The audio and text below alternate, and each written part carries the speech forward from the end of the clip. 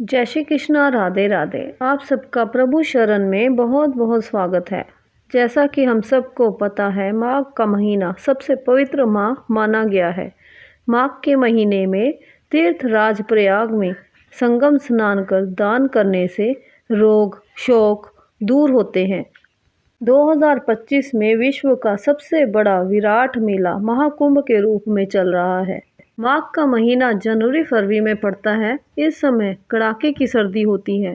ऐसे में जब संगम तट पर भक्त रेत पर कुटिया लगाकर एक माह पर्यंत पूजा पाठ करते हैं, उसे कल्पवास कहा जाता है। माघ मास का महत्व और महिमा बहुत ही विशाल है। प्रयागराज में प्रत्येक वर्ष माघ के महीने में 1 महीने का कल्पवास होता है। 12 साल बाद जब महाकुंभ का आयोजन होता है तो माघ मास का महत्व एवं महिमा अत्यधिक बढ़ जाती है। इस बार 2025 में महाकुंभ होने के कारण माघ मास में कल्पवास का अति विशेष महत्व है। माघ हिंदू पंचांग विक्रम संवत पद्धति का 11वां मास होता है। ये शीतकालीन महीना होता है। माघ मास का विशेष धार्मिक महत्व है। माघ मास में गंगा, यमुना आदि पवित्र नदियों में स्नान करने की परंपरा है। तीर्थराज प्रयागराज में त्रिवेणी संगम पर माघ मास पर्यंत स्नान का विशेष महत्व है और कुंभ महाकुंभ के दौरान अत्यधिक महत्व के कारण असंख्य श्रद्धालु उपस्थित रहते हैं। ये भी माना जाता है कि माघ मास में स्नान करने से पापों से मुक्ति मिलती है। माघ मास में दान करने का विशेष महत्व है। इस मास में तिल, गुड़ और कंबल का दान करना अति शुभ माना जाता है। माघ मास में प्रयागराज संगम तट पर रहकर गंगा आदि के साथ देवी देवताओं की पूजा कल्पवास के दौरान 1 माह की जाती है। इस मास में तामसिक भोजन से बचना चाहिए। माघ मास में असत्य और कड़वे वचन नहीं बोलने चाहिए और धार्मिक ग्रंथों के अनुसार माने तो माघ मास में मूली खाने से भी बचना चाहिए। आइए माघ मास महात्म्य का 13वां अध्याय करते हैं। विकुंडल कहने लगा कि तुम्हारे वचनों से मेरा चित्त अति प्रसन्न हुआ है, क्योंकि सज्जनों के वचन सदैव गंगा जल के सदृश पापों का नाश करने वाले होते हैं। उपकार करना तथा मीठा बोलना सज्जनों का स्वभाव ही होता है। जैसे अमृत मंडल चंद्रमा को भी ठंडा कर देता है। अब कृपा करके ये भी बताइए कि किस प्रकार मेरे भाई का नरक से उद्धार हो सकता है। तब दूत कुछ देर ज्ञान दृष्टि से विचार कर मित्रता रूपी रस्से से बंधा हुआ बोला कि हे वैश्य, यदि तुम अपने भाई के लिए स्वर्ग की कामना करते हो तो जल्दी ही अपने 8 जन्म के पुण्य फल को उसके निमित्त अर्पण कर दो। तब विकुंडल ने कहा कि हे दूत, वह पुण्य क्या है और मैंने कौन से जन्म में और कैसे किया है, सो सब बतलाओ, फिर मैं अपना पुण्य अपने भाई को दे दूंगा।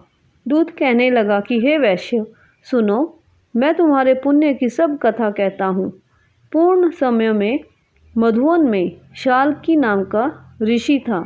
वह बड़ा तपस्वी ब्रह्मा के समान तेज वाला था। नवग्रह की तरह उसकी स्त्री रेवती के 9 पुत्र थे, जिनके नाम ध्रुव, शशि, बुध, तार, ज्योतिमान थे।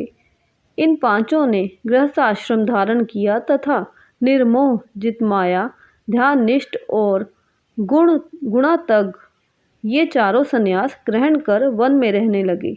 ये शिखा सूत्र से रहित पत्थर और सोने समान समझते थे। जो कोई अच्छा या बुरा उनको अन्न देता वही खा लेते और कोई कैसा भी कपड़ा देता उसको ही पहन लेते। सदैव ब्रह्मा के ही ध्यान में लगे रहते।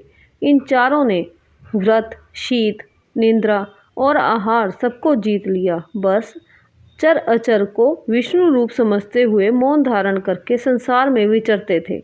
ये 4 महात्मा तुम्हारे घर आए।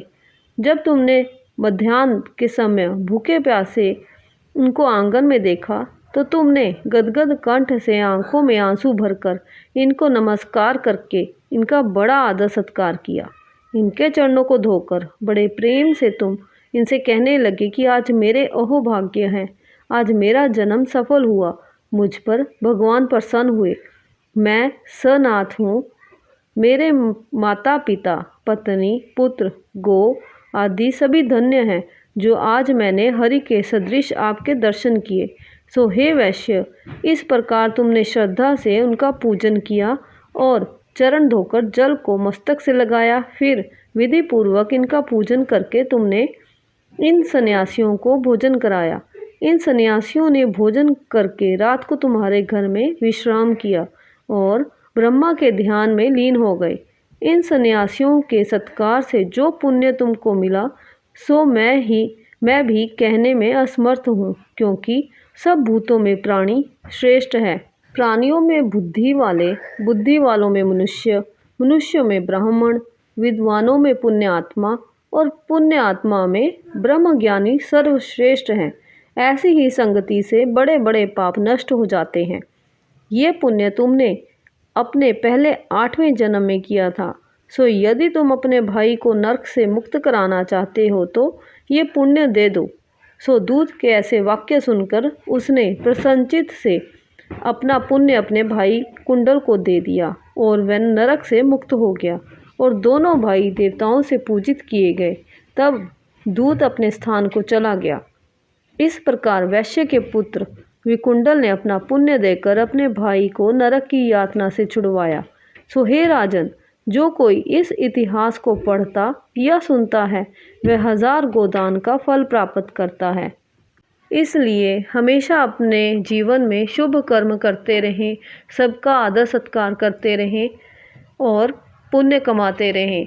यही पुण्य हमें अंत समय वैकुंठ धाम की प्राप्ति करवाता है। माघ मास महात्म्य कथा अध्याय 13 का यहाँ पे समापन हुआ। भगवान विष्णु, माँ लक्ष्मी की कृपा सदा आप सब पर बनी रहे। जय जय श्री राधे श्याम, जय जय श्री राधे।